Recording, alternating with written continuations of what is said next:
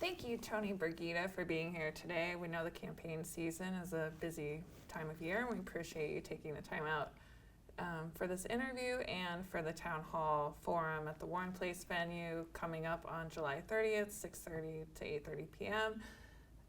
As our team was meeting, the theme kept coming up that many people in the county communities are hungry for more information from their candidates running for 6th District. And they're asking for the opportunity to ask questions directly and to get truthful answers straight from the candidates.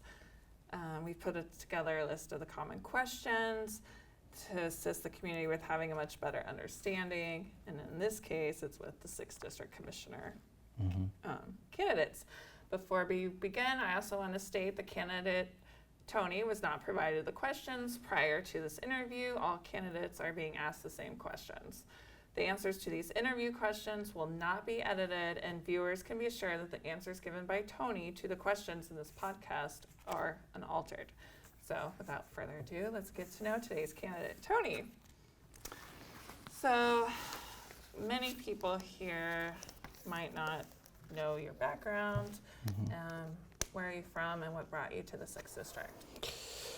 Yeah, so my name's Tony Bergida, and I'm running for County Commission in the 6th District because I'm sick and tired of high property taxes. I want to keep this area safe, and I want to protect the quality of life, not just for ourselves and our kids.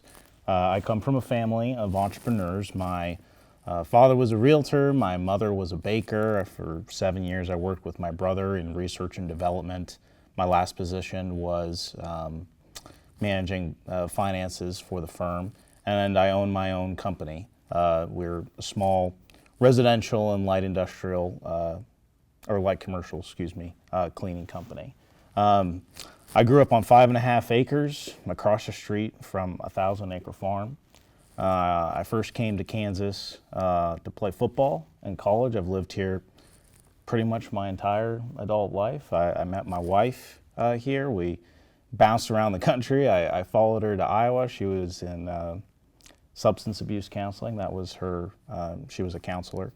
And then we came back to Kansas for work, and we decided to stay here, and specifically in Johnson County, because this is a great place to live, work, and raise a family. We've got 3 kids. Joe's my oldest, and he's 5, and we got Izzy, that's 3.5, and then Will, who's 18 months old. In terms of my involvement with the community, I serve on the Olathe Planning Commission. I've been on that for about 2 years now. I'm involved in all the chambers of commerce in the district, the DeSoto Chamber, the Olathe Chamber, and the Gardner Chamber. I'm also involved in Rotary in Olathe, and I'm a Knight of Columbus and assist with food drives at my church. So I gave a little bit of the policy positions as to why I was running. But also, too, it feels like the world's going crazy. And instead of getting frustrated about what's going on in D.C. or Topeka, I think we really have an opportunity to make a difference here in our community. I'm the incumbent. I know we had a little bit of a spirited debate last night, but I do believe that overall she's a nice lady. I don't have anything against her personally. But her voting record does not align with the values of this district. And I'm concerned about our future, and that's why I'm running for County Commission. So you mentioned you have a cleaning business. How has that taught you or feel it's prepared you to run for commission? Being in small businesses and entrepreneurship, you have to make a lot of tough choices that government doesn't necessarily have to deal with. At the end of the day, you're responsible for these folks' livelihoods. You have to provide a good quality service to customers. And you have to understand how to read financial statements and make tough decisions when it comes to that. So it's taught me a lot of responsibility. It's taught me how to work with a lot of different people from different backgrounds. And quite frankly, I think we need more of that on the county commission. We need some more business acumen, especially when it comes to the budget. You know, the budget, the max approved, what they're looking at for 2025 is 1.83 or 1.82 billion dollars. And when the incumbent came into office the year before her first vote on it, it was 1.25 something in there billion dollars. And there's some reserves in there too, so it was closer to 900 and something million in expenditures beforehand, and they're like 1.366 or something like that billion now. But that's a lot of spending, a lot of increase in spending, and not a lot of time. And this is a time where folks are getting hammered by inflation. I've had a number of conversations with folks at doors where their payment's gone up $200, $300, $400 a month, and it's just not sustainable. And so, I know I'll bring it back to the question. As a business owner, you have to make tough decisions, and you have to know where you're adding the most value, and you have to understand the customer service for it. And so I'm acutely aware of taxes, just from myself personally having to pay them, but also through the lens of business. And I think that's a huge value add I can add to the County Commission from my previous role in research and development, and also too as the owner of a company. Okay. Is that what influenced you to run? I mean, Financials? it mostly had to do with family. I mean, there were a number of votes. I don't think I was ever particularly happy with the votes from the commissioner regarding the budget. I think it became more and more clear as I was going and talking to folks that this was more than just someone's play money. I know it. I've got a young family. We pay a lot in property taxes, but there are some folks that, like I mentioned, that they can't take it anymore. They might have to leave. They might have to lose their home. I know a little bit of what that's like. My father, he worked in real estate, and you talk to some folks and they're going through the pain of what it might be to lose their home, someplace they've lived for a long time. And the Great Recession was not easy on my family. And so I do understand a little bit of what that pain is to go through. And so, no, originally I don't think it was necessarily the sole thing. I think it's become, as I've talked to more people, clear as to how important it is. I think for me there were just a number of things that when you take them in sum, you start to get a little bit worried about the future of our county. I mean, this is a safe area. It's a really nice area. And you've seen within the last 2 years, a year and a half, a very sharp shift in direction from the county commission. And once again, the current commissioner is a very nice lady, but her voting record was exactly in line with what the chair is. So if you had a good chair, maybe that's not necessarily a big problem, but there's a huge difference from the prior chair we had, who I wouldn't necessarily say I was his biggest fan necessarily, but things have taken such a sharp turn. I in some ways miss him because of the direction we're going as a county. You know, we moved here from Lawrence back in 2019, and we moved away from high crime. We moved away from some of the more activist values and wanted more of what Johnson County has to offer, a safe and prosperous community. You think Lawrence has high crime?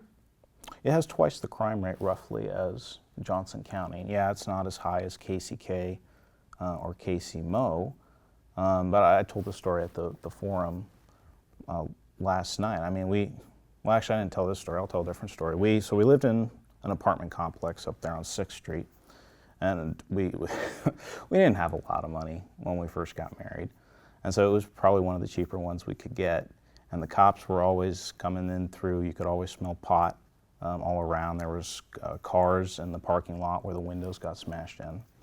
And then we eventually moved to an apartment complex right next door, and there was like none of that. So we joked, and there was like this little wall in between, and we joked it was East Apartments and West Apartments divided by a wall.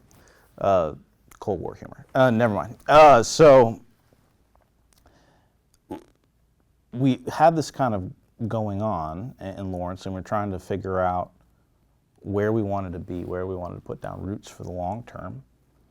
And one of my friends, we were already sort of thinking about moving, but then one of my friends, one day, just walking to get a burrito one morning, he got jumped.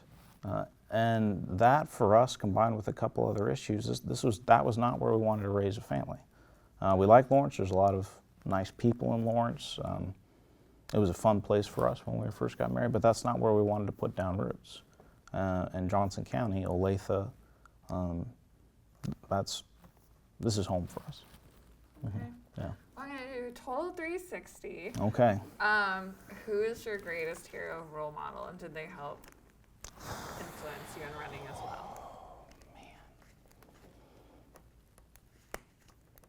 You know, someone asked me which president I likened myself to most, and I have a lot of respect for Dwight D. Eisenhower. Would you consider him a hero? Your greatest hero? Well, Or do you have my personal greatest. hero? I usually don't try to bring. Well, no, I wouldn't say he's my greatest hero. I've got a ton of respect for him, but I mean, at the end of the day. I was curious because you mentioned your dad and the recession and stuff, so I didn't know if maybe your dad was. Sure. Well, I mean, at the end of the day, my greatest hero is my Lord and Savior, Jesus Christ. I'm not trying to convince anyone to change their religion based on that, but. That's okay, but why? Yeah. Well, I know without him that I am nothing, and that with him I have the patience and strength to be a better man, a better father, a better servant to other people. And it's happened time and time again in my life where I could feel myself going down the wrong path. I wasn't happy with my decisions.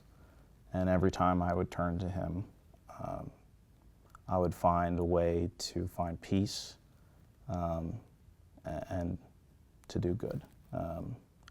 So quite bluntly, I mean, he's my greatest hero. Although I've got a lot of respect for my dad, I've got a lot of respect for Eisenhower, I've got a lot of respect for Thomas More, I've got a lot of respect for Reagan. There's a number of folks who've helped build Johnson County. I've got a lot of respect for my wife's family. They're an old Johnson County family. They were farmers, 95th and Antioch area. It's kind of weird. I bump into people, and they do the distant, like, oh, you're related to for this person, that person's related to that person, and the 6 degrees of correct, Johnson and County separation. it's so weird. It's happened multiple times. They're like distantly related to some person through some marriage, and it's kind of fun. And so, I mean, they helped build a church out here. They were actually some of the folks that helped build this community. And like history and where you came from is something that's really important to me. And I really do want to honor her family's legacy and those folks that came here in search of a better life. I really want to honor that and help protect what makes Johnson County such a great place. You know, I said this at the forum the other night, but back in the day, there were pamphlets that would get circled out east saying that Johnson County is the Eden of Kansas. And I think this is just a beautiful area, and we're so grateful to live here. So did all of that help you decide what your platform is, and what are your 3 main platforms? Yeah, so the three main platform points are: we want to lower your property taxes, we want to keep this area safe, and we want to protect your quality of life. Why is that important to you? Or why do you think that's important to the constituents? Mm-hmm. I think the reason it's important to me as well as our neighbors are for similar reasons. And in a number of ways they're intertwined. For me, I'm a dad, and so when it comes to public safety and quality of life, I'm predominantly thinking of my kids and my wife. I want to make sure that they're safe. and I want to make sure that this is a great place to grow up, you know. There's something about being able to get anywhere within 15 minutes in Johnson County and being able to walk in nature and to be safe when you're walking through your neighborhood. Those are all important things, I think, to everyone. Property taxes is just when you see folks in pain from it, and I can relate to that from my upbringing. That's something that I really want to go and fight for folks on that. I know I've got the skills to be able to find waste across the board, and I know it's going to take me being there and looking through a general ledger to be able to do that. I know we've got a ton of property in the county that's just sitting there, not collecting taxes, that we could offload and hopefully give some folks some relief. I mean, there's a number of different ways we could save money for folks. And I think property taxes, not just because it would be a big help to my family if we were able to get some relief there, but also to hearing from folks that are really trying to make it, that are really trying to appreciate the good thing we've got going here in Johnson County, and the fact that property taxes might be the thing that forces folks to leave is just so wrong, is unbelievably wrong. Well, if you are elected, Mm-hmm. and when you're elected, Mm-hmm. how do you plan on holding yourself accountable to your constituents? Well, I think I'm going to be accessible. I think folks, I mean, this is, with local government, local government should at the end of the day serve the people. And so it involves, it's two-part. It's me going there on your behalf, working as hard as I can and listening to you. But it's also too, you folks have got to give me feedback on things that I'm doing. You need to bring your concerns to me so that I can be responsive to them. You know, it's a two-way street. I'm going to do everything I can to represent you and to add value for you. At the same time too, I'm going to need folks to hold me accountable in terms of, hey, these are the things we want, or these are some challenges that we see coming along. Or when it comes to the community survey, for instance, I think there's some updates we need to do to our community survey. But in general, what I'm planning to do is to look at what your priorities are, look at what our budget is, and make sure we're spending our money where your priorities are. And so if you don't feel like I'm doing that, you need to let me know.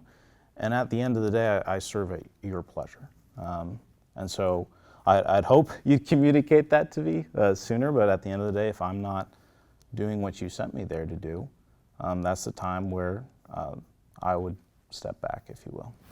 Well, you speak very highly of the constituents in Johnson County. Mm-hmm. If there's a conflict between like the county staff and managers and the constituents, a disagreement on something, who do you think has the more important voice? Well, at the end of the day, all of government is supposed to serve the residents. So, I mean, we've got a number of really good people that work for the county, and I think the vast majority of folks in our district are incredible people. But, I mean, we all know that there's always going to be that one person out there or whatnot, or let me just say is that they're supposed to serve you in the same way that sometimes it's hard to serve someone if I'm trying to think how to say this. I'm trying to think of it from like a customer service perspective. But I mean, to get back to the question, I mean, at the end of the day, we're all supposed to serve the residents. And for a number of the people that are in the county, they're also residents too, you know?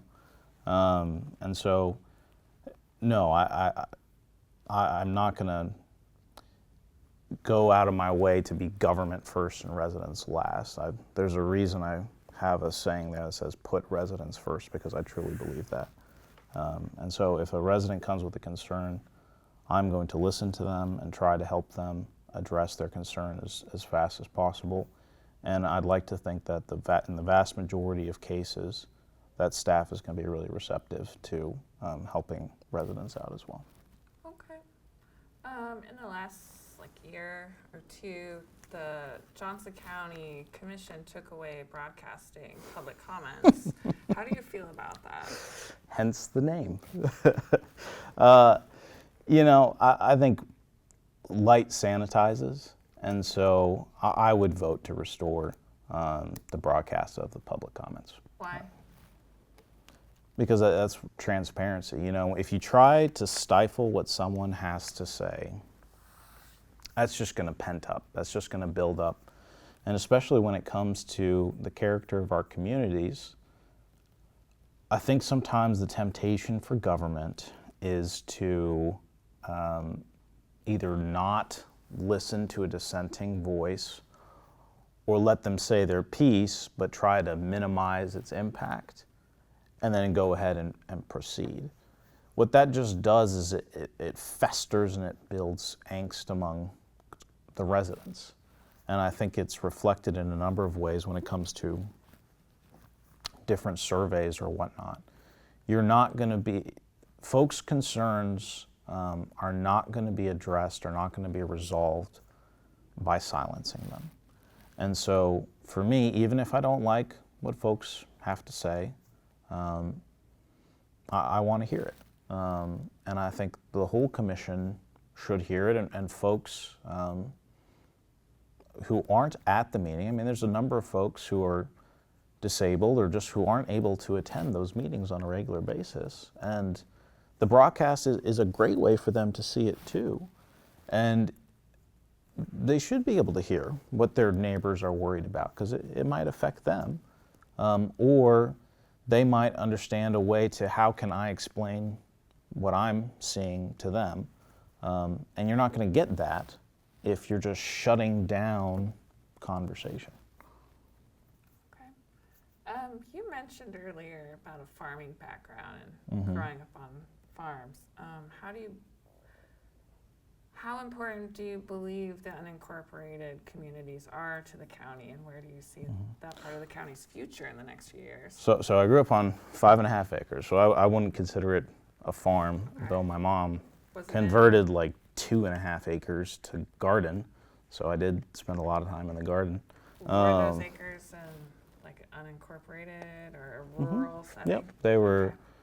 Yeah, they were. And actually a lot of this is actually interesting. A lot of the challenges that I recall growing up, where my parents would sign a petition or talk to the neighbors about X, Y, and Z project and truck traffic coming down in front of our street, and different things like that. Those in a lot of ways are relevant to what's going on in our district. And it's kind of neat to make those connections in terms of what happens in the rural areas outside of suburbs. Yes, they're different depending on each location, but there's often common themes. And so this is one thing too I've been thinking about a decent amount when it comes to the unincorporated area. The county, with some exceptions, its area of jurisdiction tends to be the unincorporated areas. And while the unincorporated area is shrinking, its budget continues to grow and grow and grow. And so for the county commission, the unincorporated area almost should receive a heightened weight, in that we are the ones that are responsible for them, in the same way that the city council is responsible for the residents within a city. Now I've got the whole district where I've got to represent the voices of everyone in that district. But no, I think the unincorporated area is an important part of our county. And what I hear from a lot of folks, when I talk to folks in the unincorporated areas, is they're concerned about how we grow. They're concerned about development. And a number of them, it's not that some folks don't want any development, and a number of them, though, they want to make sure that as we develop, we're doing it smartly, that we're putting in the necessary guardrails, that we're being safe about it, and that we're following the plan, we're following the rules for the area, and that we're not giving folks special treatment or bending the rules to, in some ways, potentially grow in a way that harms the community overall. Where do you see the unincorporated parts of the county? Where do you see their future? Mm-hmm. Do you think you see their future with planned economic growth? Well, the county is going to continue to grow. At what rate is to be seen. Up until 2020, we were growing at like 1% or 1.5% every year, and I think that's slowed to roughly 0.5%.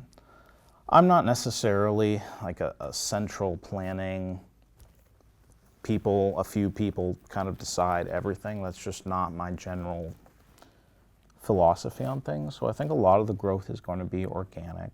I know there's a lot of conversations surrounding infrastructure and what that's going to look like. I've looked a little bit at the current plan. From my conversations with folks on rural zoning boards, it's really out of date, and yet sometimes potentially arbitrarily. I don't know for certain without reviewing it. It seems like it's arbitrarily cited or cited sometimes when it doesn't necessarily reflect the needs of the rural areas anymore. Does that answer your question? It's just Sort of. matter of what, right? Sort of. How do you feel? Sure. So in a couple weeks is the Johnson County Fair, Oh yeah. and 6th District is home to the fair. How important is the fair to you? I mean, I love the fair growing up. We'd go to the fair, not every year, but we'd go to it a lot. I think my kids are finally getting to the age where they can enjoy the fair. I know I'm going to have a booth there, so looking forward to seeing you all at the fair. How important is it, do you believe, to the community? I have not had a ton of conversations. Are you talking about, I know at one point there was a conversation about moving the fairgrounds. Is that what you're talking about, or what? I guess what are you getting at exactly?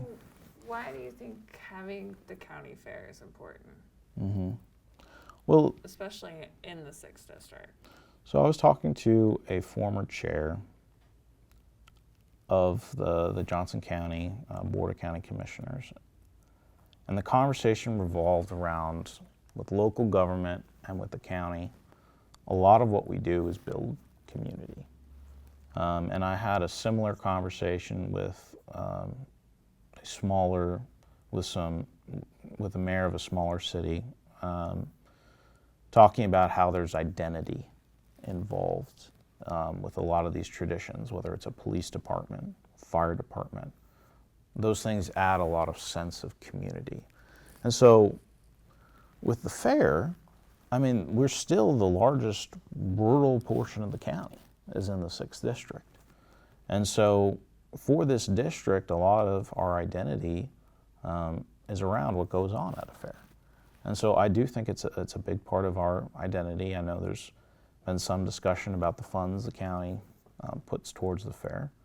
But I see it as being an important part of how we build community here in Johnson County. Do you support the county funding the fair? Yes, I did they ask for an increase this year? I think it used to be, or was it the year prior? I just remember at one point it was $100,000 and now it's $150,000. So yes, I do support the fair. As another commissioner had mentioned, wanting some more information on where those funds go. I think I'm supportive of that as well. But no, I think it's a big add to our community. Yeah. So where do you see the future of the fair? Do you think it should stay? I see it in the 6th continuing District? as it is in the 6th District. I mean, where else would you put it? Okay. Well, we'll go now to, there are a lot of hot development Cool. items happening in the 6th District, and so I'm going to ask your opinion on them. First is the warehouses and the logistics centers from Edgerton, outside New Century Airport. What are your thoughts and feelings on those? Right, so I've got a number of thoughts and feelings on these. So on the Planning Commission, I'm on the Planning Commission in Olathe, and in general, what we need to make sure of is that we are not bending the rules for large corporations in a way that are holding them to a separate standard that we're holding small residents to. Because folks have property rights. If I own a farm or on my little piece of property or a small business in town, based on the zoning and the ordinance of the cities and the plans, you have rights to do what you want with your property, generally. I think where a lot of the problems we run into is where there's an unpopular project, let's say a warehouse, and folks feel like the rules have been changed to allow for this project that folks in the community didn't really want, or that's going to fundamentally change the character of their community. That's where I think where a lot of these problems lie. Intrinsically in the right spots, I mean, we need warehouses for shipments, and that's an economic driver in the area. And I know there's some abatements that should be coming online in Edgerton, and assuming things go to plan, that's going to be some additional revenues for the area that hopefully can allow for people's property tax burden to be brought down. But in general, my philosophy is especially when it comes to controversial development, we just need to be smart about it. We need to put in the proper guardrails so we don't have these massive trucks going on like 199th Street. That's very dangerous. There's people that have been run off that road. So we need to make sure that we're being safe. We need to make sure that we're not fundamentally changing the character of the community through this. I know as the cities continue to grow, especially around the boundaries, it is slowly going to change. But we need to make sure that we're not changing overnight in a fast way where we're creating huge problems, if that makes sense. Do you feel the same way about so there's been a lot of developers coming in wanting to develop solar farms on agricultural land, and especially the unincorporated and rural areas like NextEra Energy, West Gardner Solar. Do you feel the same way about that as you do with the warehouses? So I had some conversations with some folks on another zoning board, and they had recommended denial of some of these stipulations. And the BOCC basically sent it back to them saying, we're going to do this, now tell us what kind of stipulations and guardrails you want. And so they offered some recommendations, and then that got even altered to allow for these massive solar farms. Through the conditional use permit. Correct. And so I think I am for reopening that to look at what these conditional use permits are offering. I know there's been additional information that's come forward at this time, and so I do think we need to take a reevaluation on that and make sure that someone isn't infringing on somebody else's property rights. So I think that's something, as more information comes out, I would definitely review it and think we should take a good hard look at that. Okay, well, speaking of solar, what are your views about climate change, the renewable energy? I mean, do you support the solar and wind farms? So I'm kind of a all of the above guy in general when it comes to energy, and I really am trying to stick in my lane and focus on issues that are related to the district and not national policy. This, though, is coming into our district, and so it's something that we do need to address. Personally, when I looked at doing solar on the roof for my house, it didn't make economic or environmental sense. I looked at the costs, the alleged benefits, and I didn't see it. So I didn't do it. Now, I do know that big farms are vastly different than that. And I mean, I think, unless I'm mistaken, the vast majority of research I've seen recently is talking about how wind might do significantly more harm for the environment than not. So, no, I would not say that I'm I want to force this on folks in any way. I don't think that's my opinion at all. Okay. Another big development project that everyone's been talking about for the last couple of years is the Panasonic battery plant. So in February of 22, Governor Kelly, she signed the bipartisan Attracting Powerful Economic Expansion Act, which brought the plant to DeSoto. The incentives include a $500 million investment tax credit, 12.5% over 5 years, a $234 million payroll rebate paid over 10 years, $5 million for education and training per year over 5 years, a relocation investment of $1 million per year over 10 years, and $60.2 million sales tax exemption over 5 years. So Panasonic is putting the plant in DeSoto, the old Sunflower Army ammunition plant. And that area of DeSoto is seeing fast-paced, massive changes being made to their infrastructure, their land, the housing. And one development that has not been overly publicized by the county is they're hiring a the county is hiring a consultant for $250,000 to guide a study to identify and recommend the updates for an arterial roadway network to support the plant throughout the county. The Transportation Connection Plan for the Southwest Metro Area Study will likely result in recommended changes to some of the county and unincorporated town roads out there. It's needed to support the KDOT's Regional Outer Loop Region Connection Highway Project 138, and as today has not been officially announced to the public. It'll be 15 miles long, connecting K10 to 56 Highway. It jogs east into the intermodal North Point Casey Logistics Park out in Edgerton. Little that the public knows, it appears it will take a 1 mile west to east swath of land from County Line Road to Evening Star Road. And it appears it will include an I-35 interchange south of 56 Highway. The project is just beginning to be understood by residents who will be impacted. The residents who are aware of it appeared at commission meetings in February to request representation of the core study team of the incorporated townships for both Johnson and Douglas counties.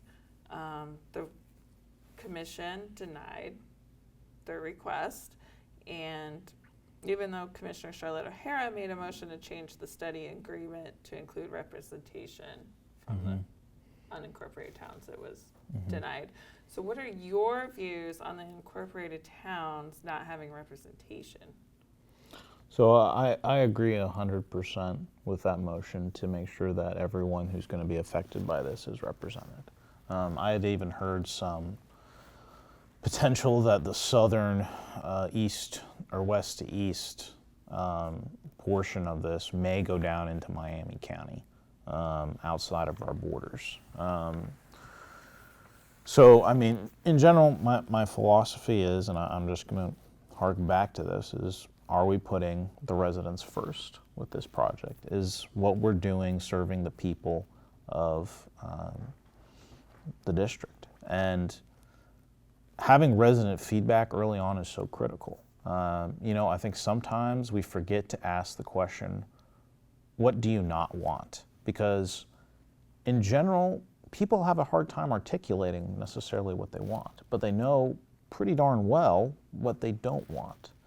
Like for instance, from my understanding in Edgerton, people don't want this to go along Edgerton Road. And I've heard a number of different concerns that folks have.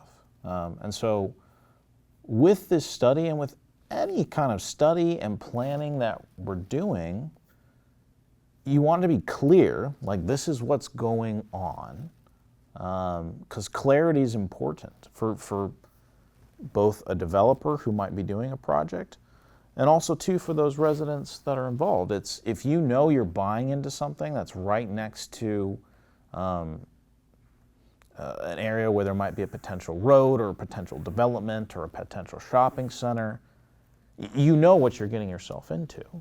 And for the developer too, there's a certain amount of predictability there. And so with this, I think clarity is extremely important and making sure we know what is it that folks don't want. I think you mentioned DeSoto. When I go and talk there, you wouldn't believe how many people are like, you need to go over to 95th Street and see all the eminent domain and what they're doing to folks' property. They're tearing out all these trees. People are losing.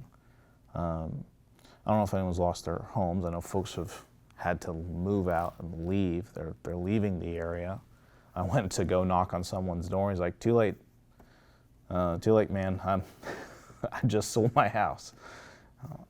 Have you experienced that a lot, of people leaving DeSoto because of the development? A decent amount. It happened multiple times.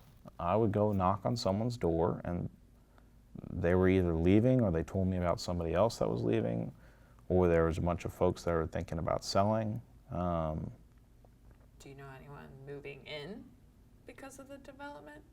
Folks that are getting jobs. I have met a couple people that are moving into the area because of jobs. And so, I mean, I'm not a big fan of eminent domain at all. And this is something, too, where I think down the road, for the other plans we're doing and throughout the rest of the district, we want to make sure that there's as much communication at the forefront as possible. And I mean, I think some folks have just kind of resigned themselves to, well, when this comes along, I just want to make sure that I at least get a payout or something from it. And I'm kind of sad that we're at that place. So I want to, as we continue to grow, we need to be smart about it. We need to make sure that we're doing the least amount of damage as possible to the community, that we're honest with folks about what's going on,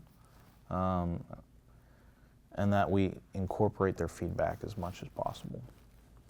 Okay, well, you talk about transparency with the county projects, and another big project that is coming to this district that a lot of people have had a lot of feelings about and voiced concerns about is the C-Nano technology that's coming on the other side, in the logistics park area on the other side of New Century Airport. In June of last year, they purchased a 333,000 square foot facility. Was it a purchase or a long-term lease? I don't remember off the top of my head. It's purchased. It was a purchase, okay. Yeah, and C-Nanotech is registered as a foreign entity. So they're from outside of Kansas.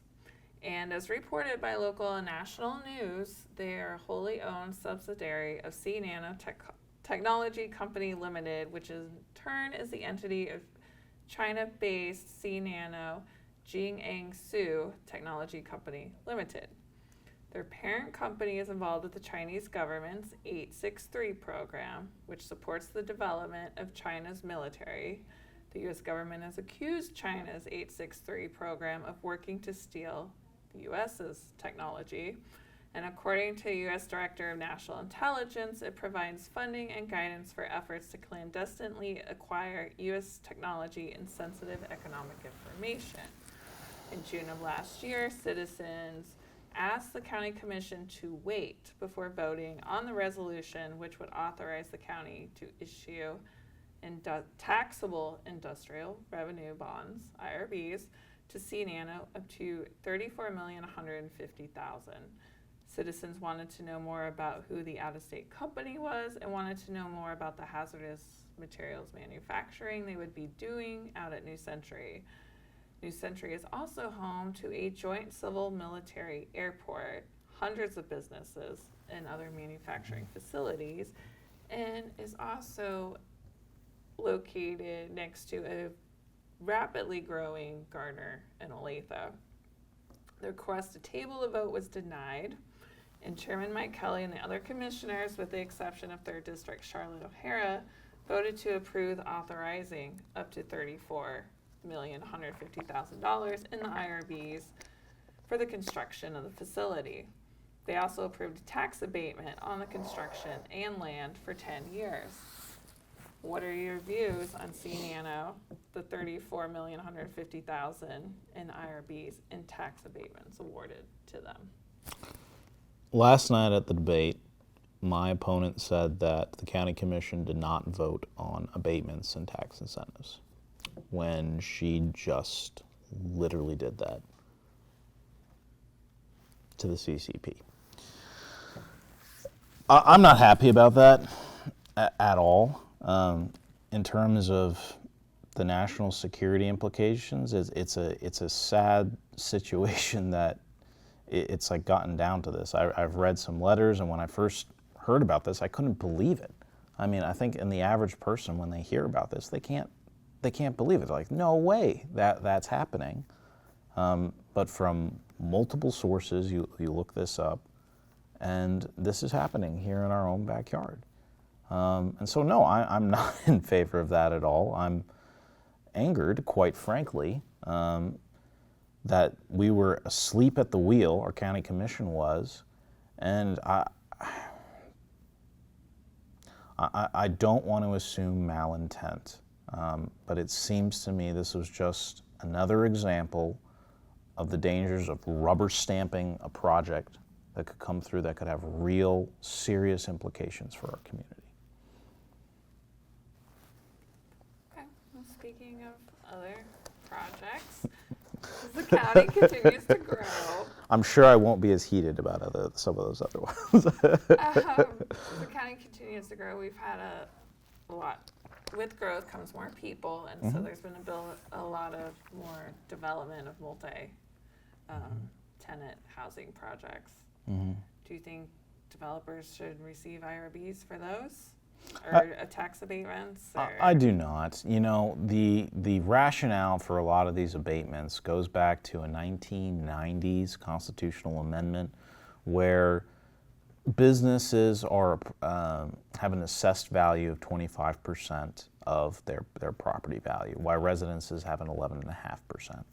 So the argument is, well, the business is paying twice or more than twice what the residence is.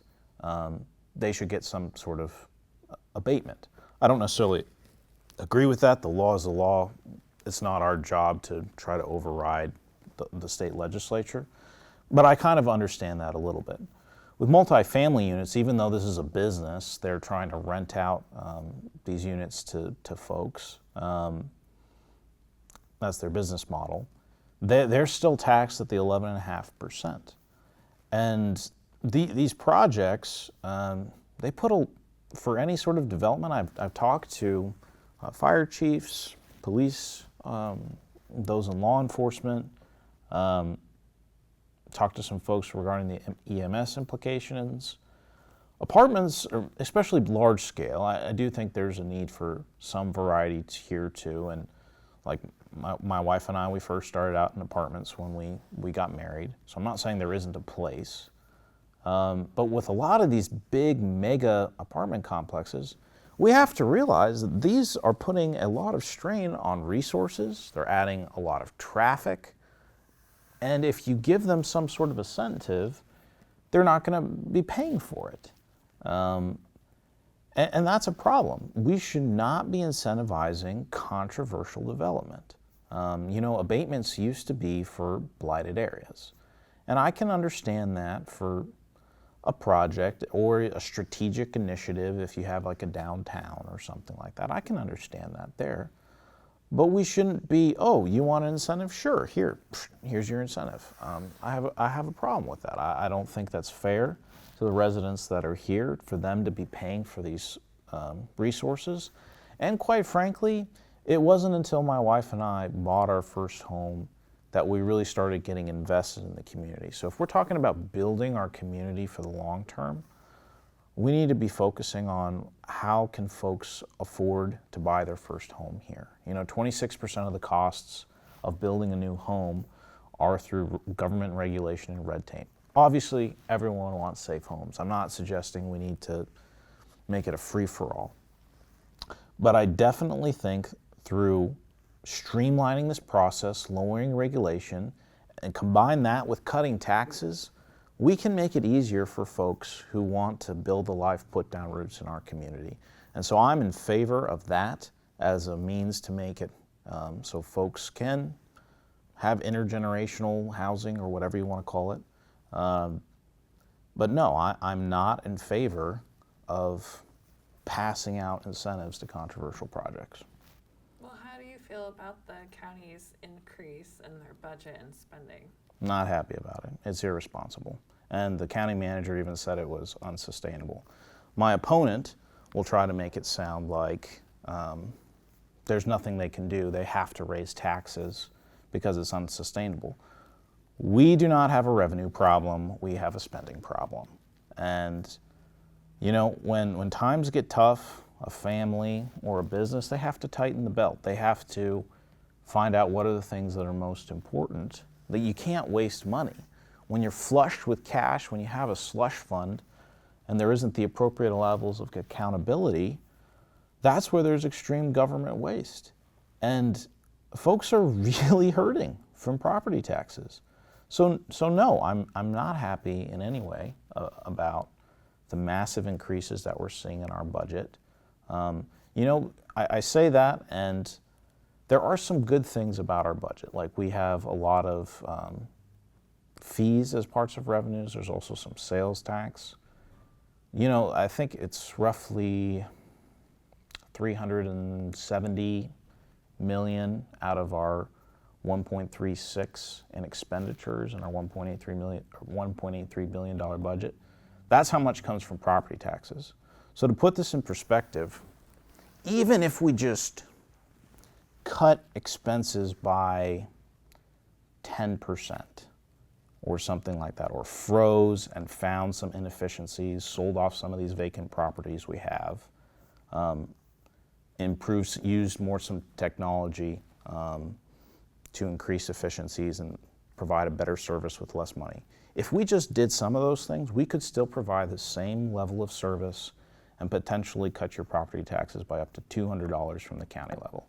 The county has an effect on about 20 to 25% of your property taxes. And so that's something that we can do. I believe if there's the will and the votes, that's something I think we can deliver to folks.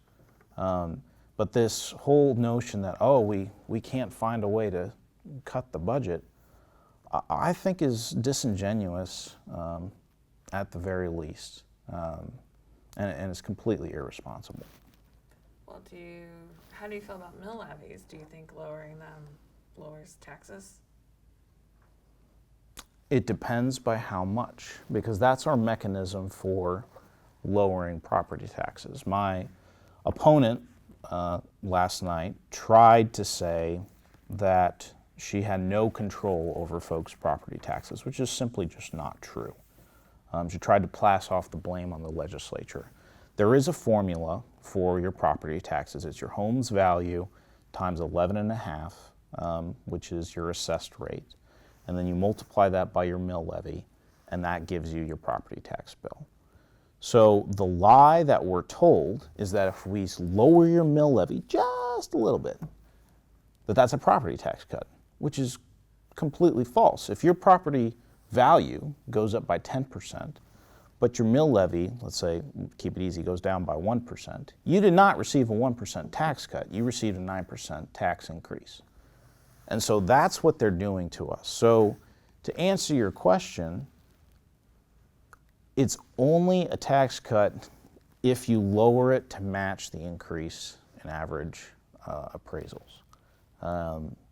That's how you get a real tax cut. We don't want to do these token tweaks to the mill levy because they want you to think that they're cutting your property taxes when everyone knows. They look at their property tax bill and it goes up over year. Or then they try to make it seem like, well, we're not raising your taxes that much. That's the next lie that they try to do because they know you're not taking the other one.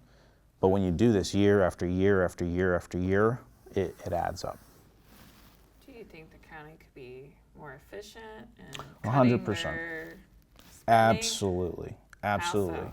Are there certain departments, programs? Yeah, so I was talking to a former city councilman. I actually knocked on his door in Olathe. We had a really good conversation. No, I happened to knock on his door and I recognized him and we had a great conversation. And he was talking to me about how you measure efficiency in the county. And this is something I'm going to, well, I guess you'll get a little bit of a warning, but good luck. How does she measure efficiency in the county? something this former city councilman said to me, look at the number of full-time employees and measure that per 1,000 residents. He's like, in all my years in government, and he's been there, I don't know exactly how many years he's been involved, but let's say 20 years or something like that. He's like, through all my years of government, I've found that to be a pretty good indicator of how efficient your government is being.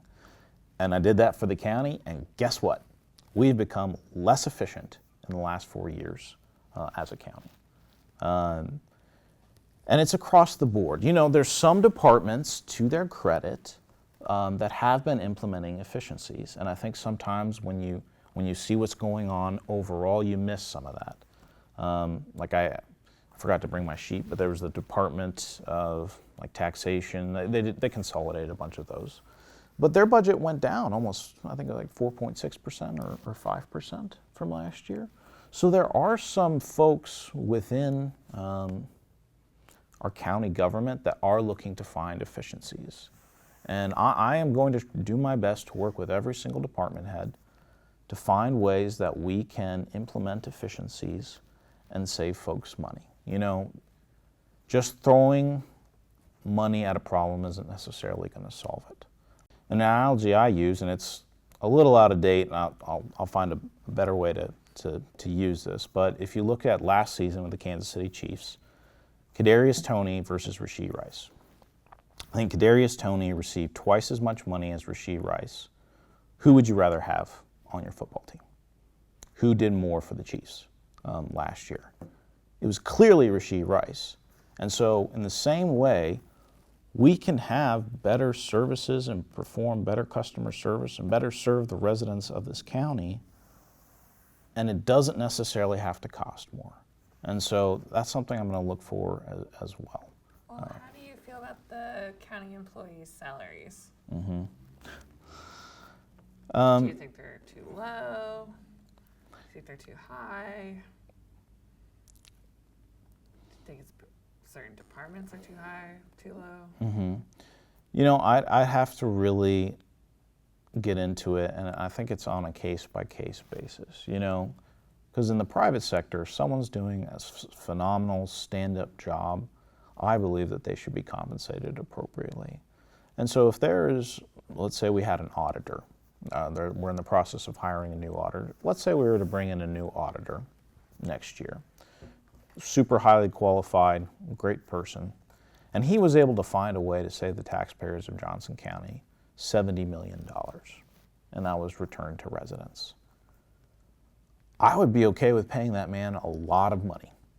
I really would, because it's saving us money. And so, yes, I do think there are some, especially when you look at the top positions, I think potentially we might need an increased freeze on there until we get the budget under control, or make sure that we put in the proper incentives so that we do get the budget to where folks don't feel like they're being overburdened, and that our increases align with inflation or below that, because there's the value of a real dollar versus a nominal dollar.